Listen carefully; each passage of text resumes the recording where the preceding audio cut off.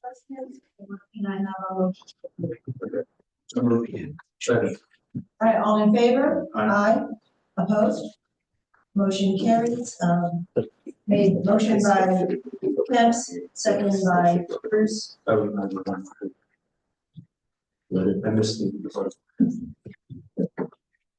Do you want I now? Aye. Okay, great. All right. Mayor's report. At our last meeting on September the 10th, I had made a motion to move an item to the consent agenda. That item was acceptance of a donation of $466,000 from the PBE Foundation for implementation of ALPR cameras. Because we did not discuss the item because it was on consent, I did not get an opportunity to thank the foundation and the residents and all those involved for their donations and hard work to make this effort possible. So I'm going to do that now.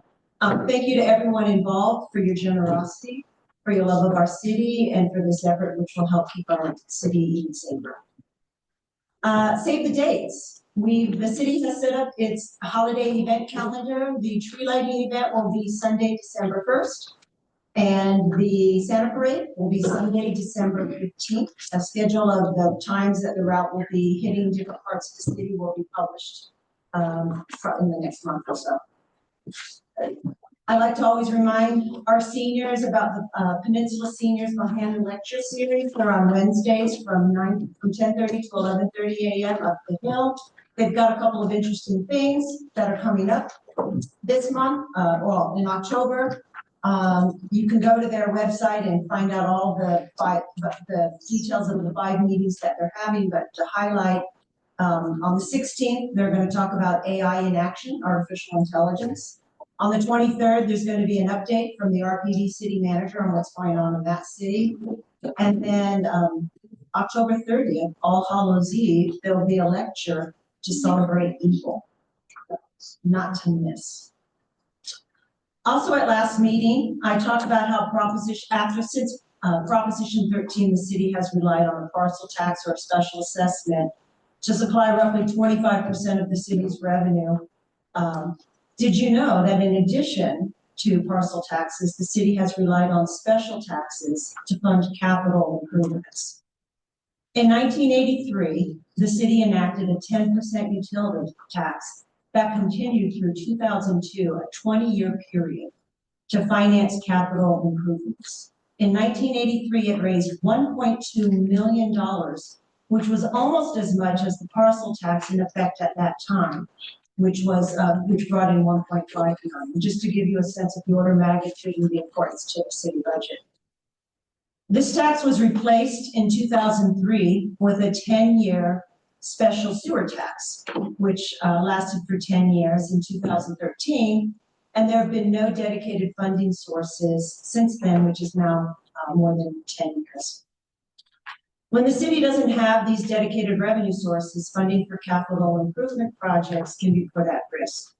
Council, 2 years ago, passed an operating surplus policy that would allocate 30% of surpluses to capital improvements. And while council earmarked money in the past couple of years for these, this only works when we have an operating surplus. And this year we do not have an operating surplus. We need a reliable funding source separate from operating budget surpluses to maintain our critical city infrastructure. So that's just a little bit of history around how the city operated 40 plus years ago. That's it for me. City manager, you have a report? I do. Okay, thank you. First, I want to announce what's going on with our technology tonight. About a week ago, we discovered that Granicus, which is the system that we use to live stream our meetings and host them on our website, live streams them, and it also archives them for viewing after, was experiencing some challenges and difficulties. We have been trying to connect with the right people at Granicus and have not had any success. This morning, we developed what we thought was going to be a workaround, and we were planning, and we did send a message out to the community that if Granicus didn't work, which it isn't, we would then be streaming it live on YouTube. Well, upon trying to log into that went down. So not to bring any PTSD flashbacks to anybody, we went to the pandemic way of broadcasting council meetings, and we're on Zoom. We put this together in the last 7 minutes. There is a laptop here in the council chambers. You residents may not even be hearing this, but if they are, then you figured out that we sent out a message with the Zoom link. But I want to assure council and anyone that's listening that we are recording on both Zoom and with our cameras in this council chambers. And as soon as we figure out how to post that for viewing, we will do that and send a message out to the public. Well, I would like to thank you and staff for your creative thinking on your feet to make this service available to our residents. Thank you. Two other pieces I want to share. Hopefully stealing this from Chief Alinga, making him scramble. About a week ago, Chief Alinga and I attended the Peninsula Real Estate Agents Group meeting, this breakfast meeting. First time for me to attend something like this. It was really a great meeting. Chief Alinga and the Captain Guerrero from Lomita Sheriff Station both spoke. Sort of the theme was personal safety for real estate agents. I promised I wouldn't talk, and of course, then I broke that promise and had to get up there and talk. But it was really interesting. A couple of things I talked about. Number one, real estate agents were making a comment that, you know, they're out driving the cities, the communities a lot, and we see things that look off because we know the neighborhoods. And I said, yeah, don't hesitate to call the police or sheriff. I deputized them as our real estate neighborhood watch or something like that. But I think that goes for all residents. If you see something, to say something. Chief Alinga has lots and lots of stories of when a resident calls in with a tip, there's an action, and an arrest often happens about that. So that was really interesting to sort of share with them. The other thing we talked about a little bit, and it was really neat to see, is the alignment between Palos Verdes Police and the LA County Sheriff's Department, specifically the Lomita Station. And you know, because you have the 3 cities on the Hill and us, and they were just talking about regional efforts and how they coordinate and how their captain and Chief Alinga speak, and something was going down in another city, we immediately call them, offer assistance, and vice versa. So it always amazes me when you take time to share this with an organized group, what they do not know about this way this all works. So it's always a great opportunity. On that subject, without using any names or specifics, we had a resident that you know, has been going through the process of building a home here, and had many frustration points along the way. Reached out to me late last week, asked for a meeting. I know nothing about how he got to where he's at, and I don't necessarily understand, you know, the different phases of construction here. So we gathered our team. Cheryl was part of it, and a couple other staff members. We guessed at what his problem was. We guessed right. We brought him in for a meeting. We brought him and his general contractor, and sat down. We started off very upset. We established some ground rules. Bottom line is, we found a equitable solution that saved him a lot of money, and was within our authority. We didn't go over top at all. And I believe that homeowner walked away happy, or the new homeowner walked away happy. Got him closer to getting into his home. The point of that little story is all residents are encouraged to call City Hall. And if we don't respond, or you reach out to me, I don't respond, then that's on us. But we can't guess what's going on out there. So if there's something going on that's frustrating you as a resident, and maybe I'll repeat this when we got our technology up and running, please call City Hall. You know, staff makes it an effort. I make it a priority to make sure we call, learn what the problem is, and try to offer solutions. Today was a success story, so I wanted to share that with anybody who's out there, but I want to encourage everyone to call and ask us questions. So that's all I have. Thank you. Hopefully I stole all his thunder. Chief? Yes, thank you very much. Actually, it's a good segue into one of the items I want to talk about, which is, we talk a lot about burglary prevention. We put something out, I think a month ago or so. Instead of focusing on what residents could do to protect themselves, we explained what the crooks want them, or what the crooks are looking for, right? So what crooks want is to break into a house with nobody home. And in the fall, which I think the first day of fall was Sunday. So in the fall, it starts getting dark early, and it's much easier for criminals to know who is home and who is not, simply by driving by a house and looking to see if lights are on inside of the house. If it's 6:30 p.m. and there's no lights on in the house, it's a very good indication that nobody's home, because most likely nobody is sleeping at 6:30 p.m. So we really encourage residents in the fall to work on securing their houses and making it look like somebody is home. Using interior lights is a huge deterrent, especially in the city without street lights. Historically, we do see an increase in residential burglaries in the fall, so we want to get ahead of that curve and make sure our residents are protecting themselves. And my next update has to do with October. The department and the Palos Verdes Police Officers Association will be participating in this year's Pink Patch project campaign to raise awareness for breast cancer treatment, research, and education through the sale of commemorative pink patches.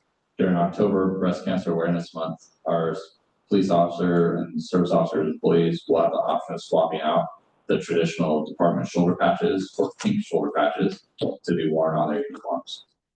This is intended to stimulate conversations with the community during our daily contacts and to encourage discussion with the public about the fight against breast cancer. This year, proceeds will be donated to Inglewood Police Homicide Detective Jackie Sipake, who is currently battling breast cancer. I want to make it clear, the Palos Verdes Police Officers Association is financially sponsoring this. There's no city funds that are involved or will be used. If you would like to make a donation towards this, you can contact the Palos Verdes POA via email at palosverdespoa@outlook.com. The patches are $10 each, and they will be available in the lobby. The POA has agreed to match the funds generated up to $500. And that concludes my report. Thank you. Moving on to communications from the public. All items under this heading are considered to be, oops, that's not right. Gotta cover myself.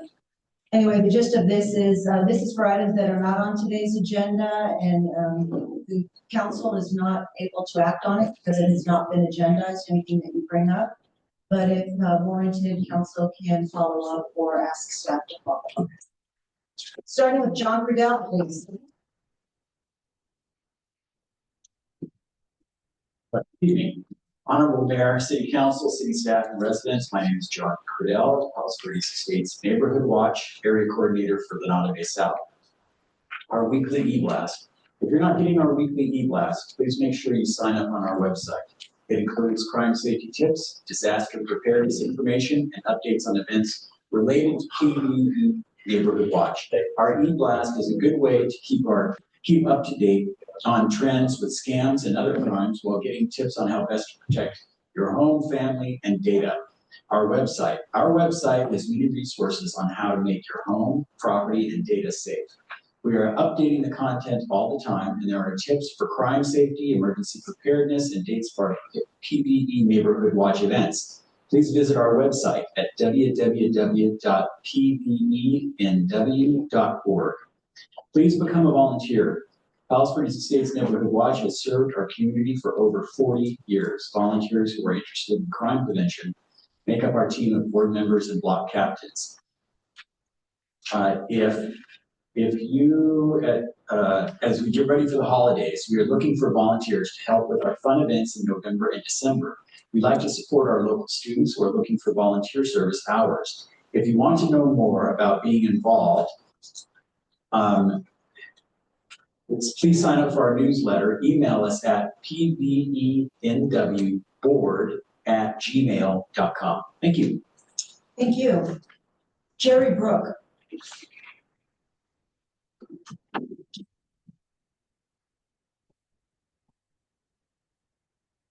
Yes, Jared Brook, 812 Via Samante. And my wife and I have lived at that address since 1976.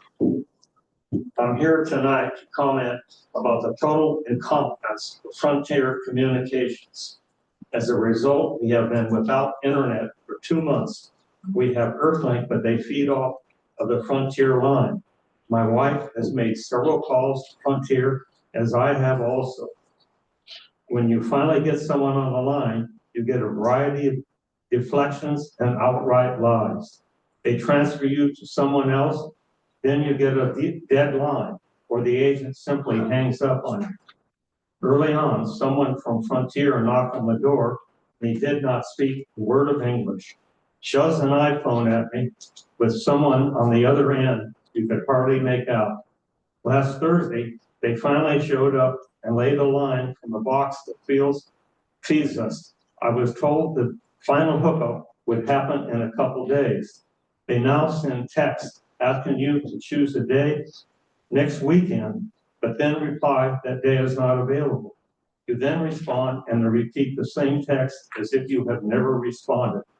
I'm saying to the city council, you need to give me a city staff employee to assist me in resolving this This appointment needs to happen by tomorrow. Considering the city of PBE is totally responsible for Frontier being the only telephone company in the city, you need to assist me in resolving this. You obviously have more clout in dealing with them rather than me, an insignificant customer. Don't waste your response. I'm gonna do one better than that. I'm sorry? I'm gonna do you one better than that. I'm gonna give you a council member instead of a staff. Who's in the technology business, so we can double down. So first of all, two things. One, we have two providers in town, Frontier and Cox. Both provide, and they're equally loved, by the way. Both provide data and voice, meaning internet and voice access. So they're shockingly is competition, despite how wonderful or not it is. When Frontier came and announced to us how wonderful it was going to be, this is for Kerry, I'm going to read it out loud because he gave me permission at the time. When Frontier came, a gentleman by the name of Sean Murphy, I don't know if he's still employed there, but he came to the council and talked about how wonderful it was going to be, and Fios Fiber was going to be incredible, and they were going to blow Cox away, and it was going to be wonderful. And he said that, and I asked for public permission to read his number at the time, and I keep it in my phone just in case. So in terms of coordination with you, I'm going to read you the number in case you want to call him directly. Staff, if you want to take this and assist, you're more than welcome. His name is Sean Murphy. The number that he gave us at the time was 909-217-0116. He was a, I'll read it again if you want. He was a high-level vice president and sold us Repeat that up number, or down over please. shirt. 909-217-0116. Again,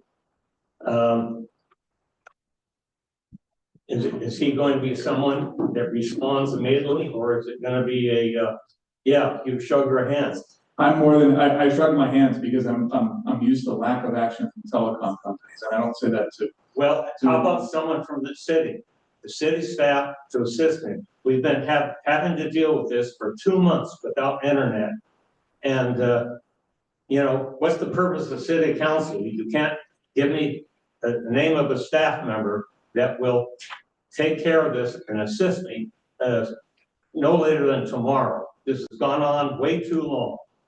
Mr. Brook, I'm Kerry Collin, I'm the city manager. When you conclude, I'm gonna come over and get your phone number and I'll call you tomorrow, I'll call Sean Murphy, and we'll see what we can get done, okay? Can I be assured of that?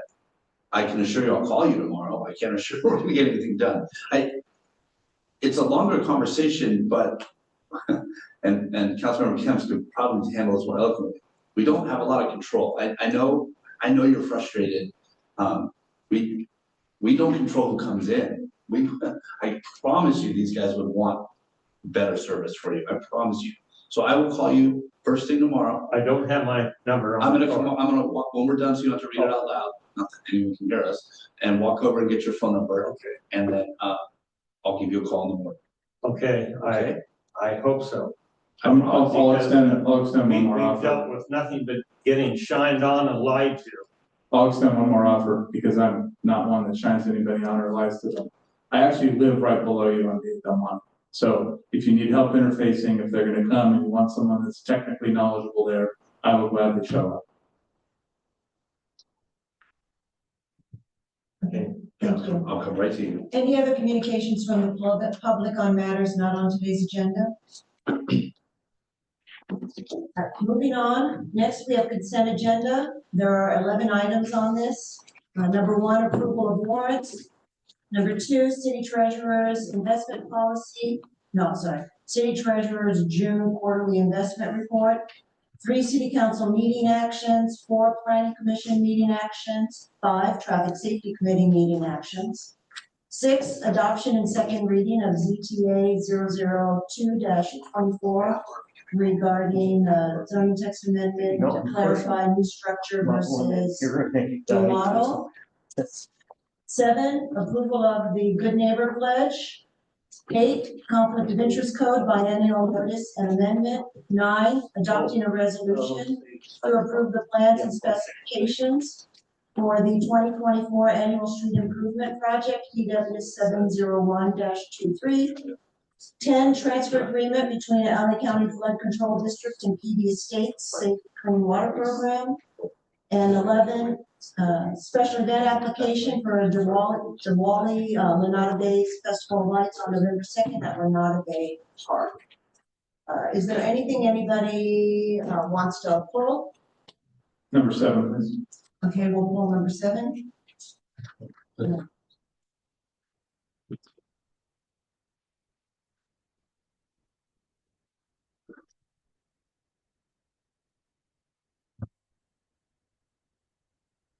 Did you want to listen? No. Oh, okay, sorry. Okay, so we'll pull number 7. So then, is there any public comment on items 1 through 6 or 8 through 11? Nobody filled out a card. I don't see anybody raising their hand. Okay, so I'll bring it back to council. Oh, sir? Yeah, go ahead and put a card. Okay.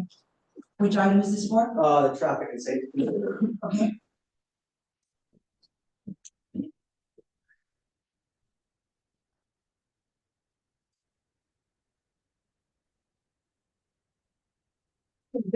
Yeah, with the 3640 Navajo Place, we are asking to make Navajo Place one-sided parking. It is now about 21 feet wide.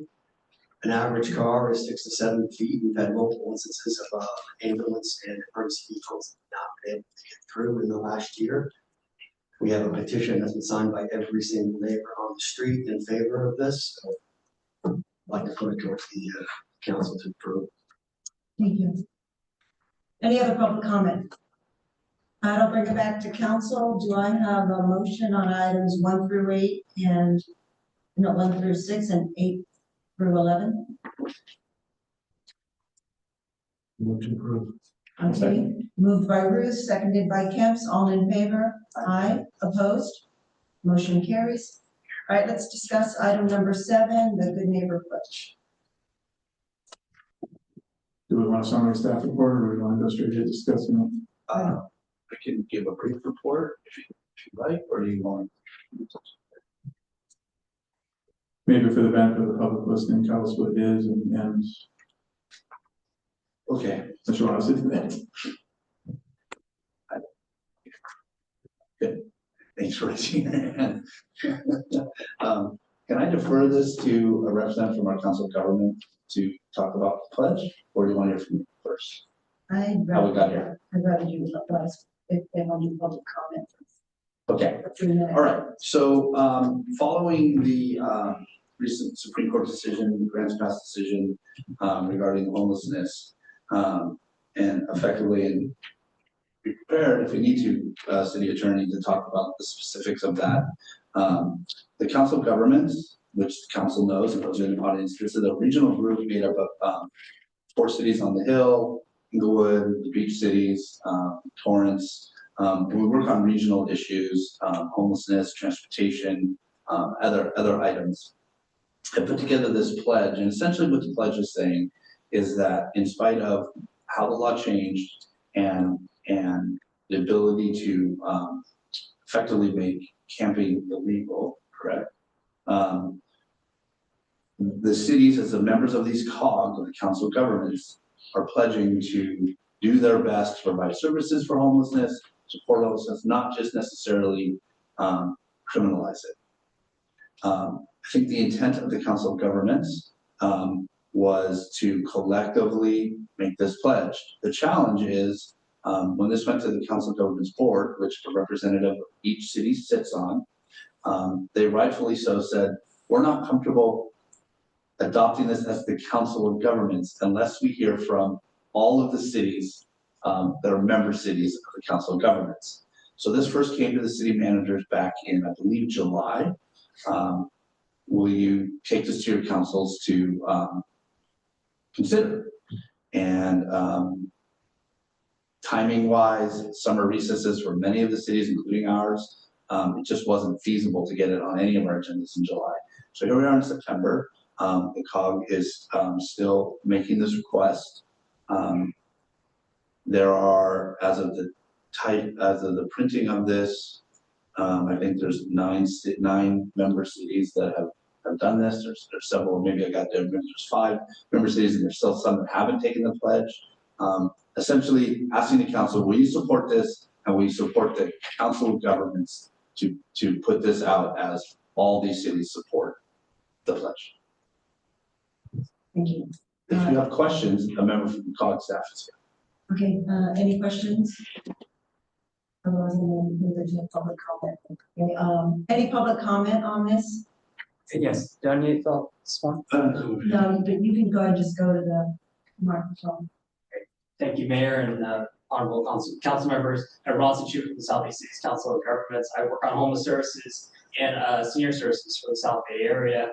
And that was a great synopsis of what the pledge is. We were hearing from constituents when the Grant Pass ruling happened, concerns that we go back to the days where homeless individuals were being dropped off the Skid Row and moved around and shuffled around and not really resolving their issues. Here in the South Bay, we pride ourselves in that we do address homelessness straight on. We offer services, shelter, a variety of interventions to get people off the streets.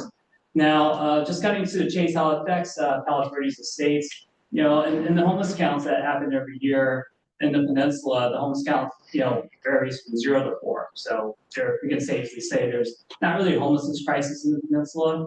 And what we want to do is keep it that way. We don't want cities like Long Beach or any neighboring cities doing encampment cleanups and then effectively moving people out of their cities into other cities. And so that's what the purpose of the pledge is, to recommit to offering services and shelter and not just shuffling people from street to street.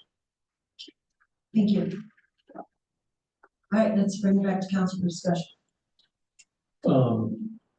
So I will, let me, it's a very complicated subject.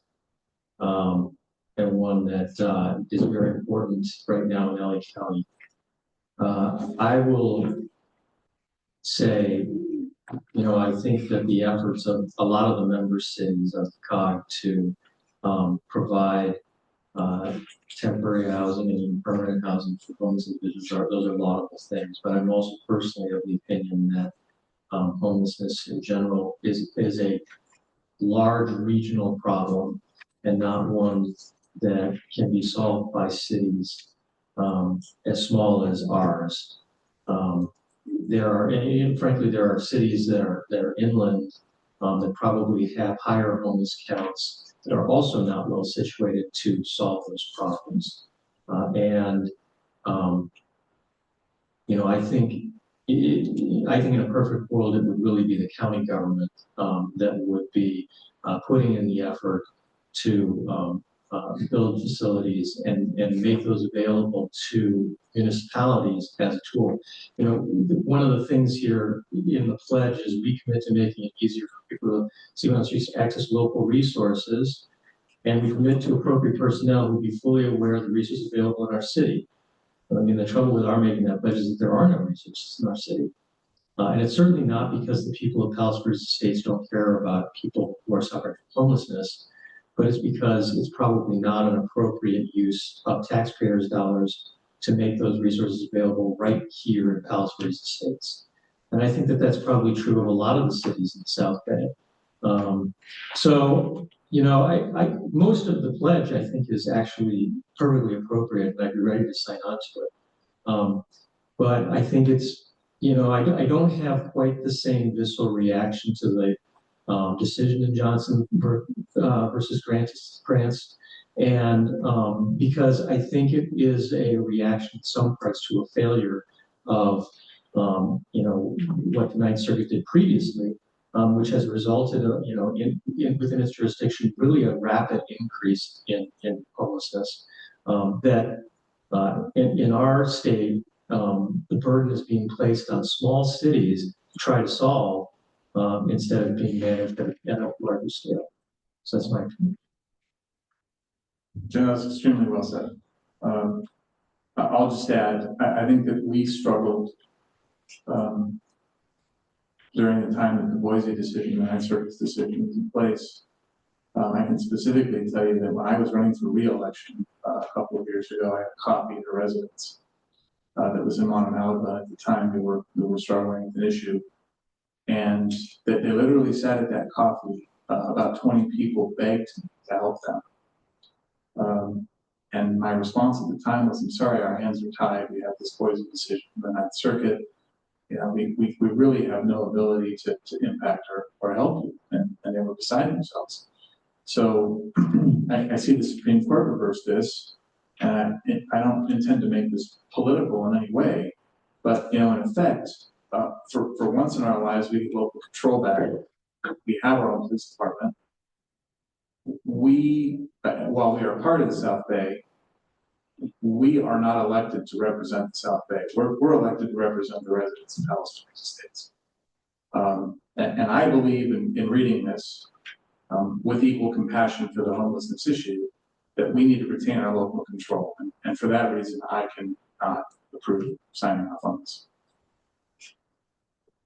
So I'm just going to add one or two other comments. I recognize the important role that the COG can play in this issue, right? It's much more efficient to have a centralized clearinghouse, if you will, that's doing the research, identifying the resources that then each city can go to in order to address issues that they are experiencing, rather than having each city supply the resources. So I thank the COG for their work in this area, because it really is a service to cities that are dealing with homelessness issues. I do know she's supposed to be on vacation, but our Mayor Pro Tem did text me from Portugal, and she did share with me that she has reservations about this pledge as well.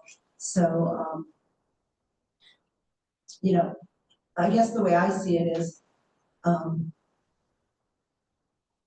feel like the pledge is asking us to say that we are good, compassionate people.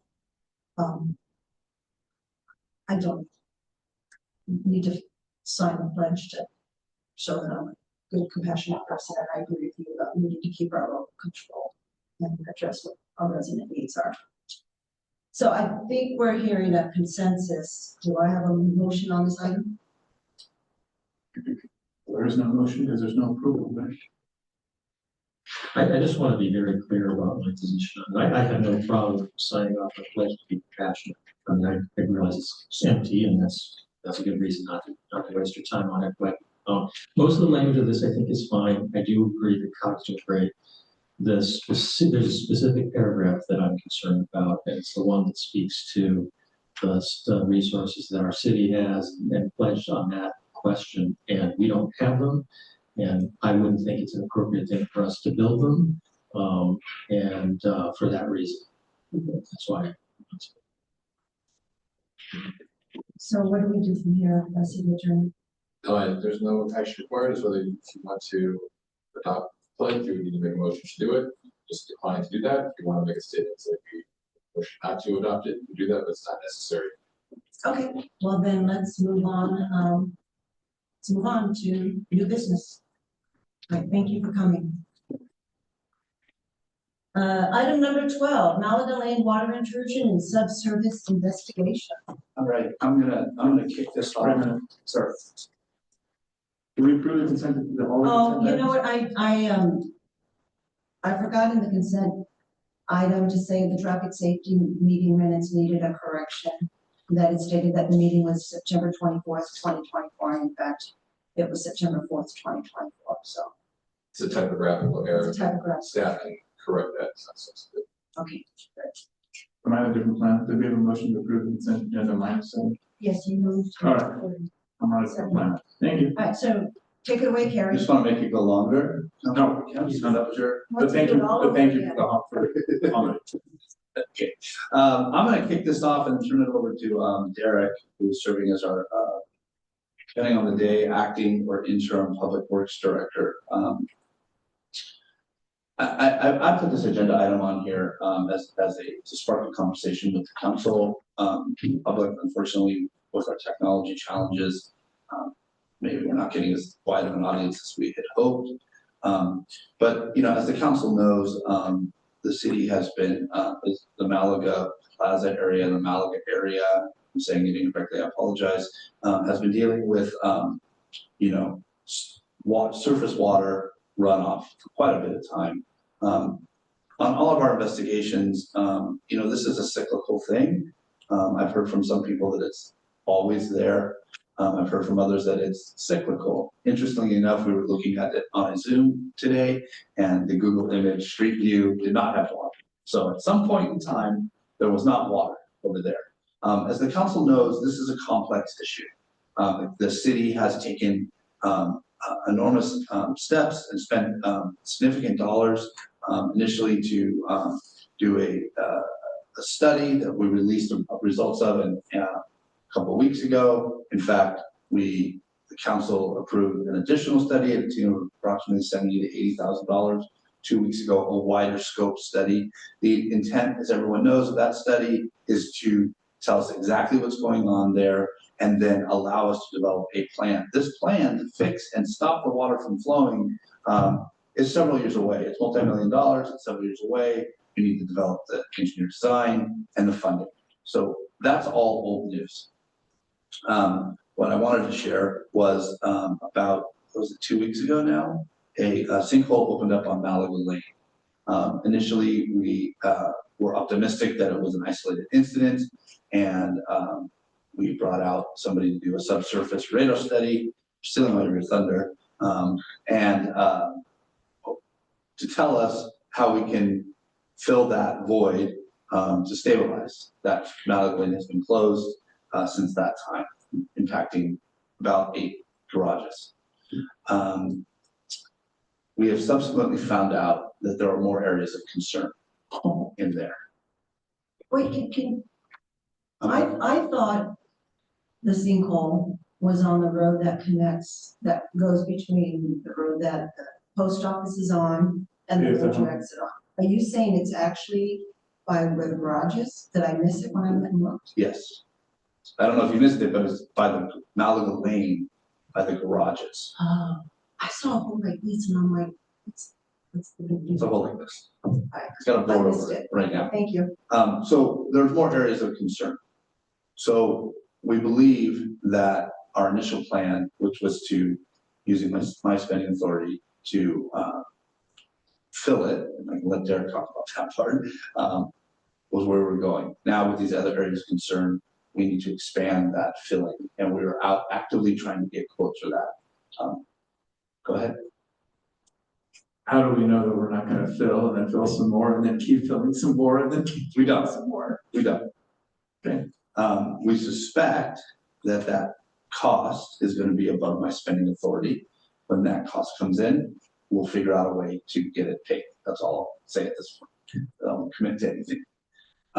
So I'm gonna ask Derek to talk a little bit more about that. Maybe Councilmember Kep's question, if you can attempt to answer that, better than mine, we don't. And then talk a little bit about some concepts that we're kicking around in between that, filling those voids and the long, big project that I talked about.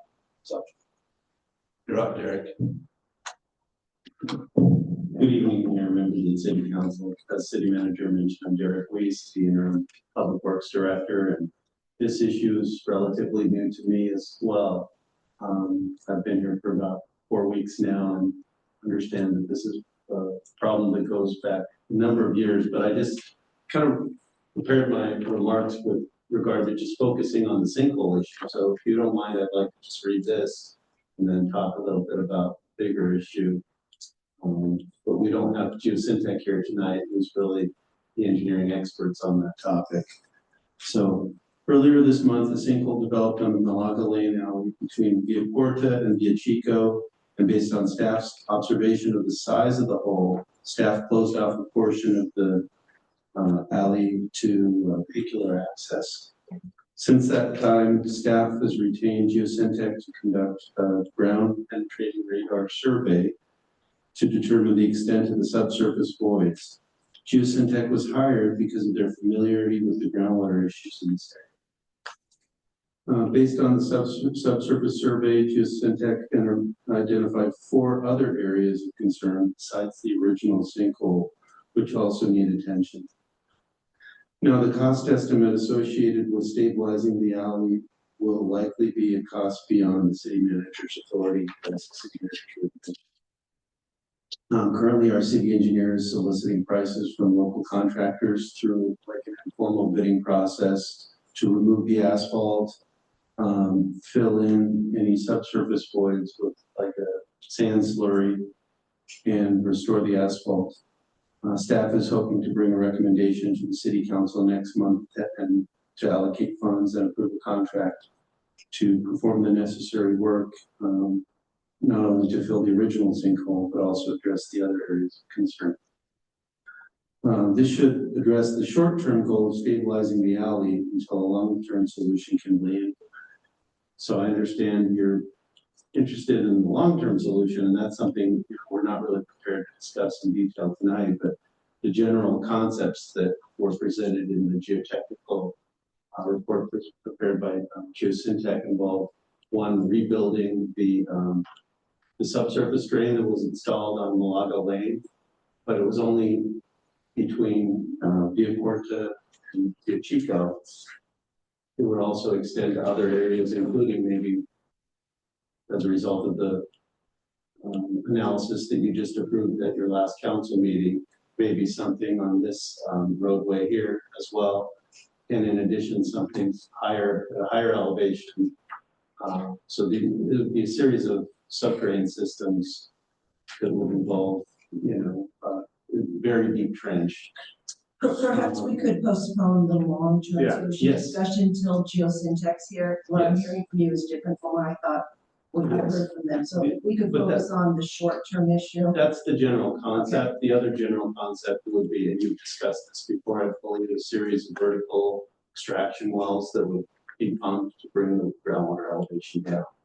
So getting back to the short-term issue of Malaga Lane, could you, since I did a bad job on my reconnaissance mission, can you help me understand kind of what the situation is? So we've got, this is Malaga Lane, the other side of Via Chico. And let's say we've got a stretch like this, and you've got a sinkhole that's relatively speaking this big, that's this big, and the voids, are they all in a row? I mean, what does this look like? Help give us a visual picture, because part of what I'm wondering is, do we need to gut the road and redo it? But it'd just be helpful for me to scope what the issue is. Yeah, the report did not recommend gutting the road and rebuilding it all. It just recommended filling in areas of concern. There are voids underneath the asphalt, only one of which has sort of manifested itself to a point where you can see it. As to your earlier point, the hole was not that large, but underneath what we found was a hole that's about 4 by 4 by maybe 3 feet deep. So that's like an iceberg. So the report was sent from Geosyntec to the public works staff? A draft of the report, but it's still in draft form, so it's not ready for public consumption. Okay, but when that's available, that will be posted to the website When it's or- finalized, it could be, yes. or under this agenda item, or how are those that are concerned in the public to be able to review and see the report that you received that we ultimately decide on? Well, coincidentally, today, Carrie called one of the members of the committee that's kind of representing the homeowners and the property owners. that have been discussing this issue for a number of years, and we wanted to set up a meeting to go over the findings with that, and probably have Geosyntech at that meeting. Let me clarify that statement. As council knows, I don't think it was an official working group. A year ago and over the winter, the former public works director and the former city manager were meeting regularly, I think weekly, with property owners from the area. Yes. That group was 20, 25 people at times, and I actually met with them for the last time when the former public works director was her last day. And I asked that group, I said, sending me 25 emails, I can't keep up. I said, so please, can you print your group, get a little bit more organized? And they have. They're down to, I think, six people. They're calling themselves a steering committee. I've offered to meet with them with Derek when we can. Spoke to one of them yesterday and called them back today. To answer your question about when we will bring, this is all sort of quick breaking news. It's all kind of coming at us. We will bring that. When we bring a recommendation for the short-term plan, we will share what we're seeing. Because it's a draft document, I'm not comfortable sharing that with residents unless the council has seen it. That's appropriate. Don't want to trigger public records requests, so it's a draft document right now. Well, we will get that to you in an appropriate fashion. You have to understand, the public has to understand, communicating with the council has to be done in a formal way. So that's why I put this on the agenda. Didn't think we were going to be talking about the level of this. We are also, as Derek alluded to, we are looking at some, what I like to call medium-term plans, not the long-term plan. And that's ways to sort of lower the water table and or put in some drain. Is that the word I want? Well, extraction wells that would. Well, yeah, or subdrains. Yeah, subdrains. They can, and this is the key part, legally discharge the water. I understand. And so we're looking at sort of both solutions. There was testing of the water going on. We know what the water quality is. We know where we can discharge that water and where we can't. So we have to, staff is sort of balancing all of this and trying to figure out what's the cost benefit of discharging it this way and treating it versus the cost benefit of, believe it or not, trucking it to another location and sending it out. We have to balance that. We have to balance that versus activating our wells and the cost of that versus the cost of putting drains in the street. So this is all coming at us real quick. So that's the whole point of bringing this to you. I want to hear from you. We want to hear from you. That's all. There's no action.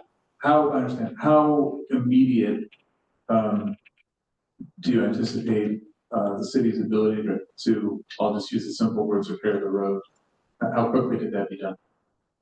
Well, as I mentioned, we would like to bring a recommendation to the council next month to, allocate the funds because it's not in the capital improvement program and award a contract based on an informal bid process.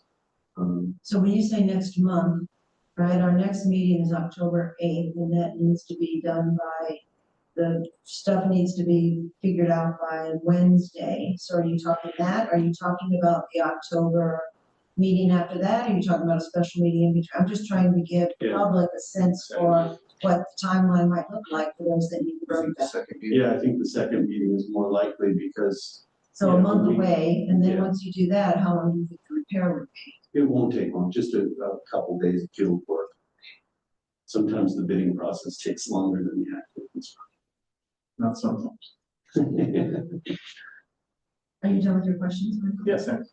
I have a question. Do we know what's causing this? And I bring it up for two reasons. One, because it's an obvious question, but the other is we got an email from a resident who talked about SoCal Ed pumping water from one of their vaults, and that water was running right by where the sinkhole was and all of that. Is there a possibility that the pumping of water from underground vaults from the utilities are contributing to the erosion? I would say, as I sit here today, we don't know the exact cause, but I would say that's probably not one of the likely causes. Anything from you? What are the likely causes of this? Well, one possible cause would be that the subsurface drain that was installed a number of years ago is still carrying water, and it's carrying with it occasionally some soils that create cavities as the soil goes into the subdrain because it failed, perhaps. I would be speculating. I thought the subsurface drain was on the other side of Via Chico. No, there's a subsurface, I was told there was a subsurface drain installed on Malaga Lane. Oh, so we're talking Malaga Lane between Chico and Corta. Yes. Correct. I thought we did ground penetrating radar of that like 3 months ago. What did we do the first time we did ground penetrating radar? That was via. Is that just Via Chico? No, via Campesita and one other street. I don't know Why we the went other. to Via Chico? It was via Chico and via Case. Where's the correct cross sections that were conducted by Jesus that not in the. Thank you. Right.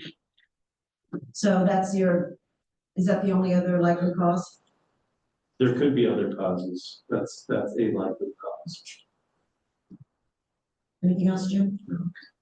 Okay, I don't have any cards for public comment. Is there anybody from the public that wants to comment on this agenda item?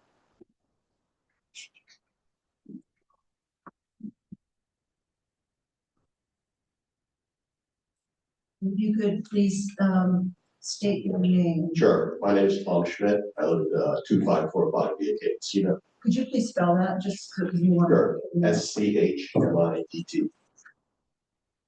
Thank you. And I am an attorney, an environmental attorney, and I am also a geologist. My practice involves moving a lot of water around Southern California and Northern California. This city, the city council needs to appreciate this could be a very serious situation that we're facing here. The reason that subterranean was installed in the first place, excuse me, I have a cold, was because of a sinkhole that developed behind the plaza.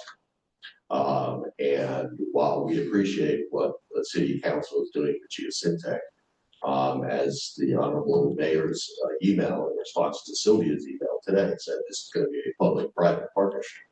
That subdrain was a public-private partnership that was partially paid for by the private sector. We believe that subdrain needs to be investigated to find out whether it has integrity and whether it can be fixed immediately. Okay, that's something we need contractors out there. It's going to be a lot less expensive for your medium-term fix and a lot less expensive for your long-term fixes. My understanding is that subdrain was 675,000 gallons of water a day when it was functional. That would have a major impact on the intrusion of all the structures along the lane there. There are actually two problems. We have the sinkhole, and on the other side of the Malaga, we have the surface water runoff. There's water that's running down through the aquifer at the top of this hill, and it goes into the subsurface. And with respect to my building, we have a French drain around the front of the building, and it's not properly working, but it is working to some degree. We're not pumping water; it's just passively going through our building and through our garage, and then down the alley.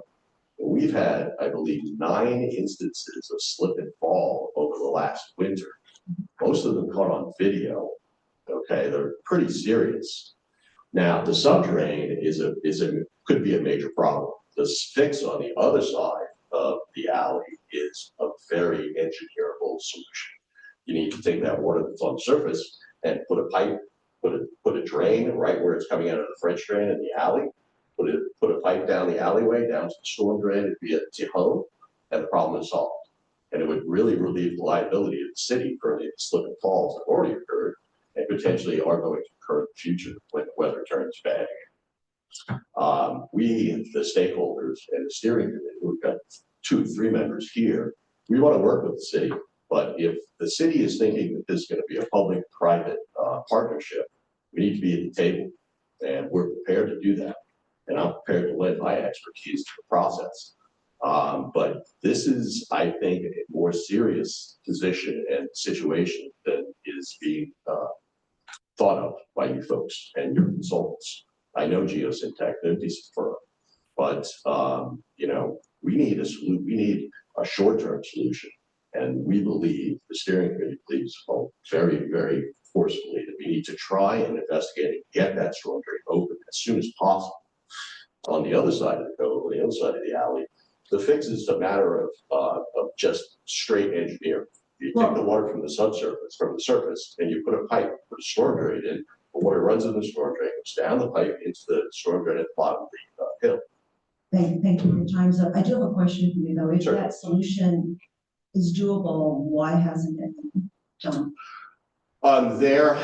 So there has been a demand letter sent from the adjoining property to my HOA, and we are entering into negotiations with that property owner. We believe the city needs to be at the table, and we need to believe that solution also needs to be a private-public partnership. And we're willing to engage with the city. I would love to have a meeting with Gary and Trevor and the attorney for the adjoining property owner to try and work out the details to get this done. Because my concern is the surface water that's coming out of the French drain is hitting some very, very eroded asphalt and could be producing the same situation on our side of the alley as we have with the sinkhole on the other side. And sinkholes are not to be messed with. I mean, it's right next to the prized piece of commercial real estate we have in the city. Question maybe for all of you, maybe not going on it. Let's start with staff. Throughout hearing the Geosyntec reports, sort of before they became public and after, and speaking with the prior city manager, I remember having conversations about, and pardon me if I bastardize this, it's not close to my expertise, water board requiring permits for putting water into drains. How does that relate to what we're talking about here on these two locations? Not my expertise either, but it does relate. Okay. It's my expertise. So if you want to discharge water in California to a surface or anything that you pump, you need a permit. Okay. And you need to understand the chemistry of that water, and you need to meet standards for discharge. And it's a very complicated case. So, it's not an easy permit to get. There are exemptions. But the bottom line is you cannot exceed the discharge requirements set by the state for any water source you're attempting to move from the subsurface to any other location. So to save you 3 minutes from repeating all of the previous statements again, is it likely that permit is, and I'm not going to look at this, I'm just curious about educating and understanding. Is it likely that permit can be required to do anything that you said in your prior thoughts? That's a very good question. So there's we have two dischargers. One is the one on the behind my building. Right. And because that is passive flow, we may be able to get around having a permit for that. Okay. On the other side, where we have a number of property owners who are actively discharging water into the alleyway, that's a more complicated situation and may require a permit. And when we say other side, we're referring to the same side where the sinkhole is. That's correct. Yeah. Yeah.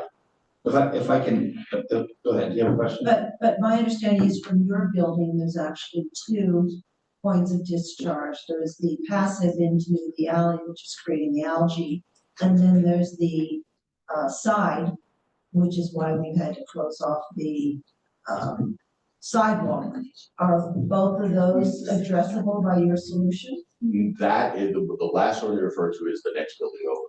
That's right on the corner of either Chico and Gibbs, where the third building is. So does your solution just address your building's issue, or does it address both of the buildings? It would not address their building because their building, their discharge ends up coming down on Via Chica and then into the street there, while ours goes down the alley to Via Topo. If I can add on just some clarity on that, not his building, the building, seems to have dried up. That one, that was a new one that popped up. We'll check back with you in 5 minutes. Yeah, I know, June. Yeah, it's a very dynamic situation. Yeah, that popped up in June, so we closed that sidewalk. I actually just noticed the other day it's dried up. So it relates to yours, and correct me if I'm wrong. Here I am, I show up and I'm like, why don't we just connect the hose and put it down into the storm drain? And we weren't able to do that per the permit because, for whatever reason. But if we capture it right coming out of your building, I believe it does not require a specific permit as long as it goes into the storm drain. So that answers that part of the question. The second part of the question, we have started the process of applying for the necessary permits, the paperwork to apply for the permits. We haven't submitted, but we're starting working with Kathleen McGowan, our water quality person, who's been engaged every step of the way. We've started that process. In fact, you looked at a draft of that today. Yeah. Have we tested all of that water? Yes. Yeah. Could I ask a question? Sure. So it's pretty specific in terms of what you need to test for, and you need to be testing the quality of the water that's going to be discharged, right? Rather than, and that's a difficult thing to do when you're talking about groundwater, right? I thought I just asked that and he said that that water had been tested. What I'm saying is testing is just the definition of that is extremely complicated. Okay. For discharge purposes, you have influent and you have effluent. You need to understand what the chemistry is for both for the state permit process. So it's not a simple test. It's a pretty straightforward test, but trying to figure out exactly what you're going to be testing for and what you want to get a permit for are pretty tough. And just to add to that, Mayor, it's also a function of where the receiving waters are located. And we found that in this particular situation, the water is going to a creek or it goes to the ocean. So that complicates it a little bit more. Yeah, and there's also, alternative, this is part of the long-term solution. You need to explore where you can use this water. What water is a valuable commodity in California. And, as you see on our freeways, we use non-potable water to irrigate them. Those should be explored, those options for discharge. They can be a lot less expensive than a treatment plant. Yeah, I would imagine it might be easier to get funding if you're going to do that too. And that's an excellent point, because really, if this is going to be a public-private partnership, we need to start looking. There's lots of money involved in the state of California. I've got grants of $5 million in the San Gabriel Valley for putting in a large pump and treat system.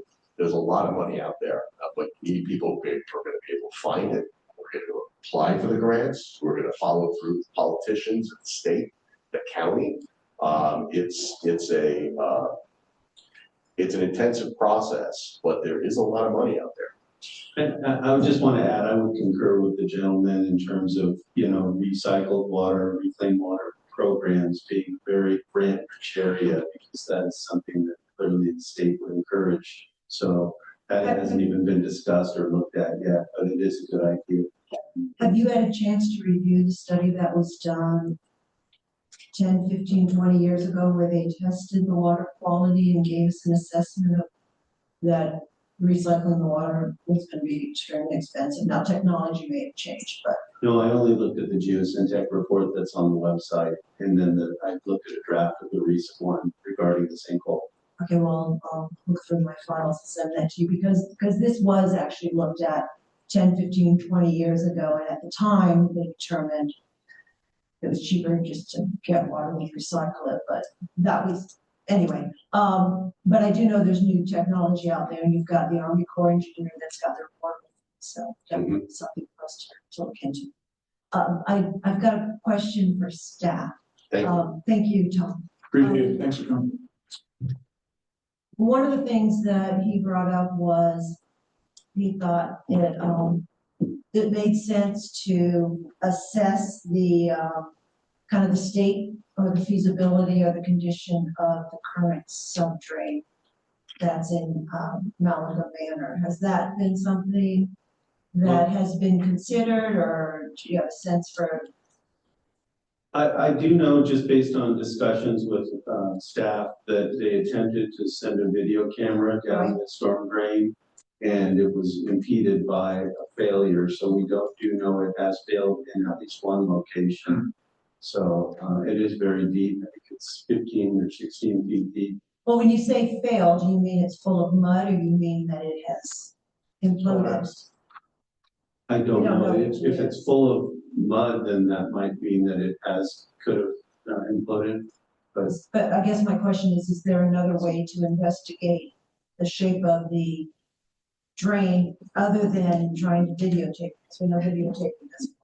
Yeah, no, there's other ways, but the best way is obviously to send a camera. You'd have to dig it out. Yeah, send a camera from the other end. Sort of digging a 16 feet deep hole. Yeah, I mean, that's an expensive way to investigate. Okay, I just wanted to see if that was part of the discussion. So, anything else from you, Jim? So at this point, it's wait for the results and. Wait for a cost estimate and allocate. Well, wait, no, let's back up a step. So what I understand presently is the cost estimate is to backfill and solve the pavement problem. That doesn't address. Correct. Well, it was my understanding that stabilizing the alley was the top priority. Whoa, but are we gonna put good money after bad? Is that the intelligent thing to do as quickly as possible? Or can we in fact collaborate and come up with short-term solve relative to, say, drainage that isn't long-term, but on the interim basis, sort of solves this in a collaborative solution, right? I mean, if I have a disaster, and I'm not calling it a disaster to call it that, but, if I have a mess under the surface and I say, go hurry up and fix the surface, and I don't deal with any part of the disaster, then I'm just gonna do it all over again. I'm gonna go drop, let me guess, 150 grand to go solve this. And you're gonna come back to me 3 months later and say, remember that 150 grand? So I don't wanna do that. Right? What I want to do is continue to be collaborative with the group, and at the same point use the public resources to say, okay, we get it, we're in collaboration, and in order to solve this, sort of, if we call short-term 2 weeks, and we call medium-term 6 months, and we call long-term 5 years, okay, I get it on the long-term. We don't need to talk about that, and Geosyntec will be back, and maybe I'll go study for an engineering degree when we're done with this, but in the short-term period or short to medium-term period, thank you for the laugh. Nobody else did. It sort of dropped quiet. I want to make sure we're being effective with our time, our resources, and our money. And I want to make sure that what the resident group is not hearing is you're not hearing us, you're half-assing this, and you're just putting the lane back together. While in fact, we need a little bit shorter term solution. I understand that we have to go through other public agencies, get permits, go through all that for a longer term solution. If there are things that we can do to help ourselves together collaboratively, because we're all residents, then that is what I would want to see happen as quickly as possible. And I'll also volunteer, council hasn't created an ad hoc, but if we need one, if you need me to help show up at meetings, if you need an extra pair of ears, whatever it is, happy to help. And by the way, I live 3 blocks from the location. I want to double down on that because what makes sense to me is to not only address the sinkhole and voids on Malina Lane, but if there is an engineering solution that makes sense on the other side, and I realize resources are really tight right now, but to also be pursuing that, and while Geosyntec does its shit. Let me assure you, this is exactly why this is on the agenda, okay? And Tom, you still here? Thank you for showing up. Glad to hear that you're on the steering committee. That was asked of me today. I did leave a message with Scott there he is. Did you get my voicemail? He says that to me too. He's a funny guy, actually. He has very similar humor, which is good in this situation. We do want to meet with you guys. We can meet Thursday if you'd like. Derek's in on Thursday. That's why we can meet Thursday. As long as council, sounds like the council is in support of that. 100%. I assure you, this is why we have this discussion. We are in no way, shape, or form just saying oh, we're gonna fix it in 4 years for $5 million. We're not saying that. To your point, I think I used the word good money after bad about 12 times today with Derek in 2 different meetings. Gun to my head, I think we need to fix the voids, remove them out of the lane, stabilize it. I think we need to find the next step. Tom's alluded to several of those. And to your point, you're right. We have a acting public works director, a city engineer, and a city manager that's getting up to speed on this as fast as we can. So I'll take the help. I appreciate it. I think it's a unique way. I think it's the way small cities, I guess, get things done. So we'll continue the conversation. The only, Go ahead. sorry if I'm gonna be a pain in the fill in the blank. The only part of that I wanna make sure doesn't happen is I wanna make sure that if it's fill it in, stabilize the lane, all that, that's good. But what I don't wanna hear in 30 days is a staff report that rips it all back out. Those types of discussions are why we can't act right now. We're trying to figure out what's the next best step to do and not make those mistakes. Thank you.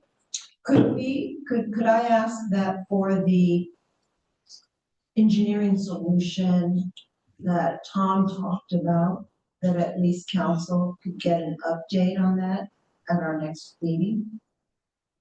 I'm just trying to figure out how do we. That relates to, Tom, what's the address of that building? 2545. Say it again? 2545. That relates to 2545 only, I believe is the question the mayor's asking. And that's to, I'm gonna say the wrong terms because I. Well, even if engineering it's school. not, that, but a report out from your meeting with them or something. Oh, yeah, we'll keep you. Because I think there's gonna be pieces that are gonna be moving at different speeds Yeah. and, You're looking for an updated agenda item, so. yes, please. Oh, of course, yeah. Thank you for Recurring, translating. maybe. I just a wanted, recurring- you said it, his engineering solution, so I wanted to make sure we were saying the same thing, I think. That's why I had. I'll say it a different way, so that we can all appear collaborative. This is, Hold on, I'm getting there. yeah, Could we please have a recurring agenda item? I'll make this request at the end if you'd like. A recurring agenda item, so that members of the public don't have to show up at communications from the public and we can't speak or act. yes, Okay. this is why it's here. Thank you. I'm sorry, I cut you off, Derek. Oh, no, I just didn't want you to think that investigating the cause and extent of the damage of the existing submarine wasn't a high priority. It indeed is, but I've asked several people, Geosyntec, we will definitely talk to them on Thursday about their knowledge of the extent of the damage, but the cause of the damage is, but then, it relates to, okay, now we know the cause and extent of this existing subsurface drain. What's next? That's always the inevitable next question. Okay, yeah. Okay.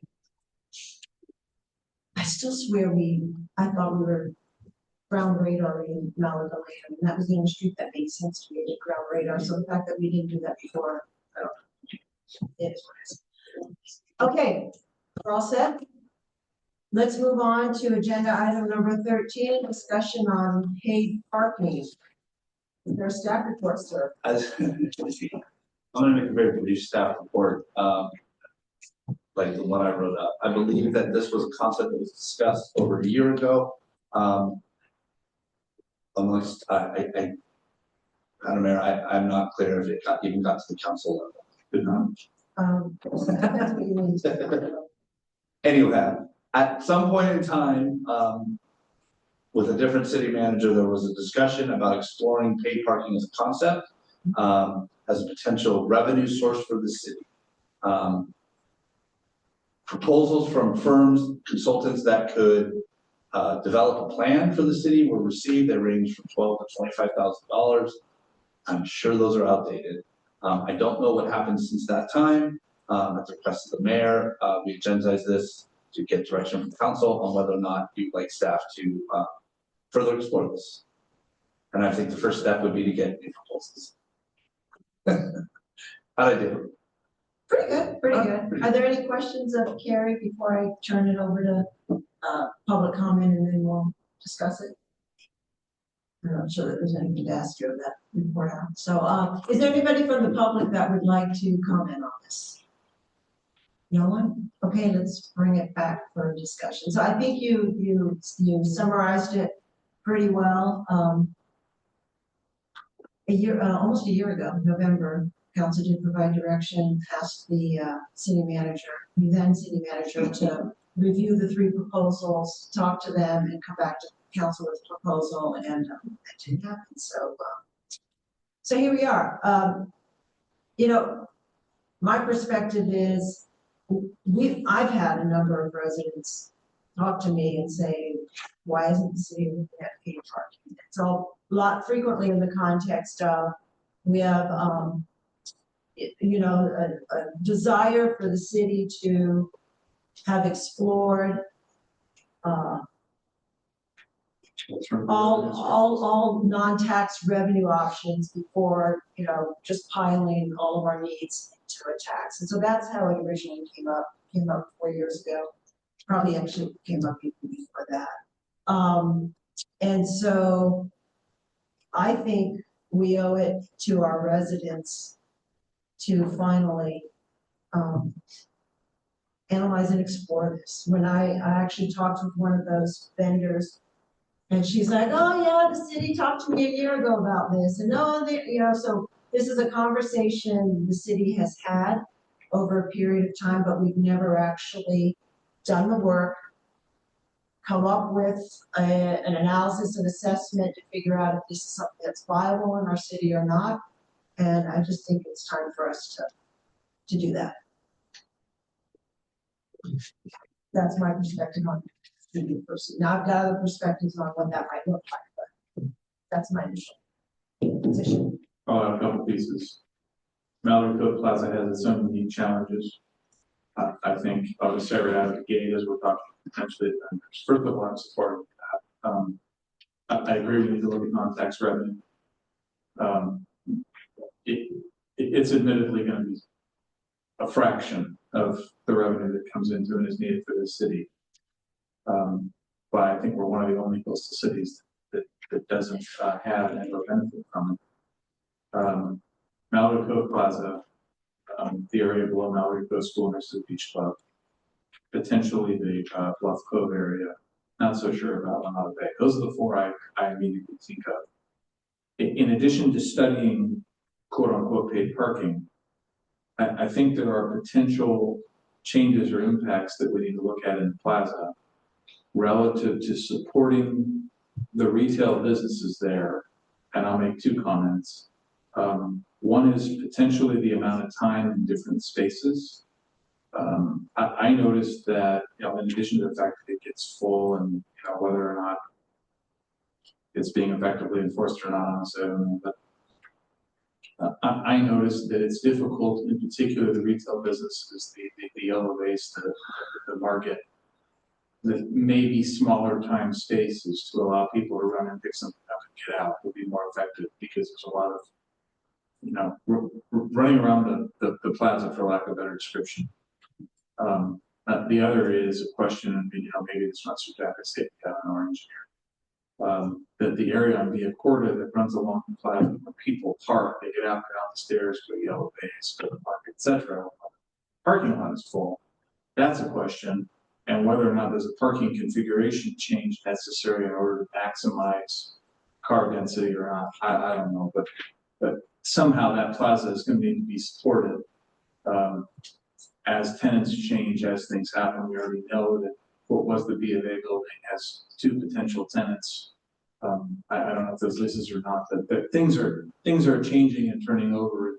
The era of, I'll just say, only having real estate escrow and other similar offices on the first floor, that's going to gradually change in that plaza. And so looking at paid parking and looking at the way that those areas are parked in combination, I think is. Agree with everything that Michael said, especially the locations that he mentioned. One thing that I've heard said, and I think should be investigated sooner than later, is for those locations that are in the coastal zone, or the coastal street, as in this.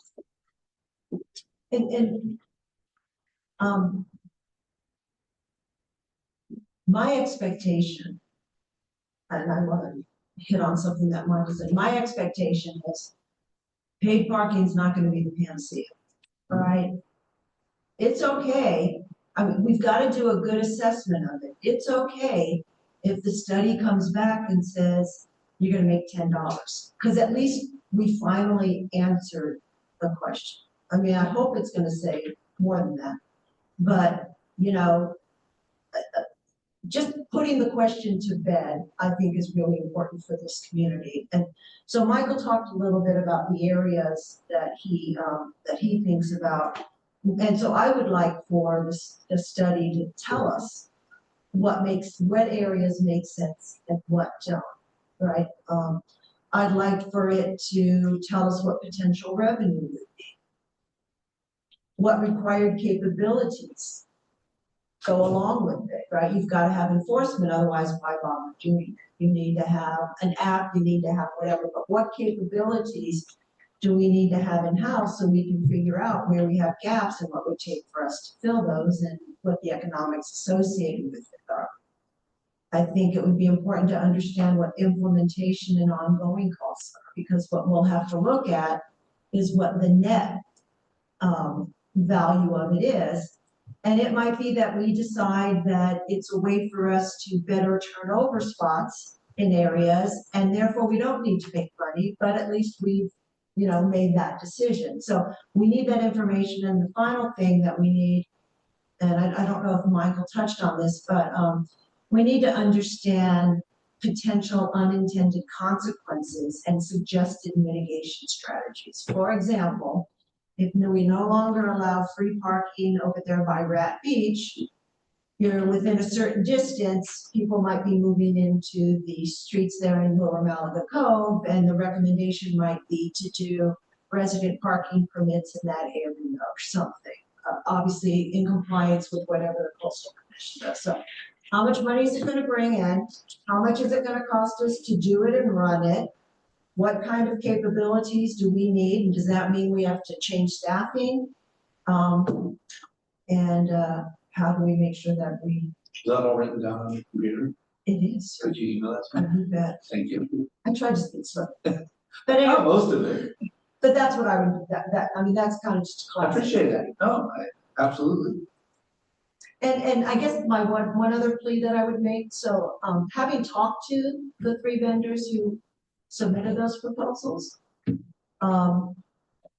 there was a range of attitudes about this. There was one vendor who was like, it's not worth the effort, but still wanted to pitch the project to us. So I'm not sure how that. Somebody needs to go to sales school. And then there was another one who was like, oh, I definitely think that you guys could get something on this. So if we're gonna go on this, let's make sure we give it, I don't want a false report, but let's give it the best effort possible. And, you know, if somebody's gonna be like, why bother?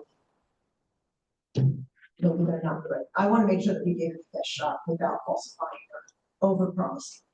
So that's my last bit there. Thank you for the clear direction. All right, is that it? That's all I needed. Thank you. All right, we've got council member comments and tentative agenda items. Michael, you got me? Jim? I have a couple. I would like for us to have an agenda item related to the tree bank. Our current fee collected is $500. Our Bennett contract charges us $535 to plant the tree, and anywhere between $200 and $400 to buy the tree. So that's $735 to $935, plus whatever watering it needs. Right. So I would like for staff to come to council with a recommendation regarding what we should charge as an annual fee in between figuring out the water problem. And the parking. Yeah. And the permit.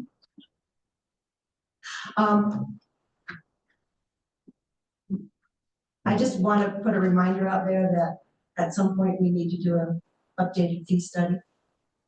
Right, ours is way overdue. And because you're looking at me like that, I'm not No, gonna. I'm not gonna change, my fee doesn't change. I'm not gonna send it through for that one. Well, I guess So it works. please. I guess it works. Oh, come on, let's have it. No, save it for the 8th.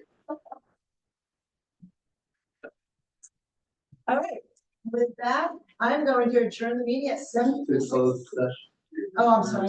I'm gonna reset, my gavel No down, returning. and I'm gonna recess to closed sessions. Council will return when we're done and do a report out. Thank you for those of us that have joined us for this session. We're gonna go back and do some more work. Pursuant to government code 519, that's it. There. Okay. You in training?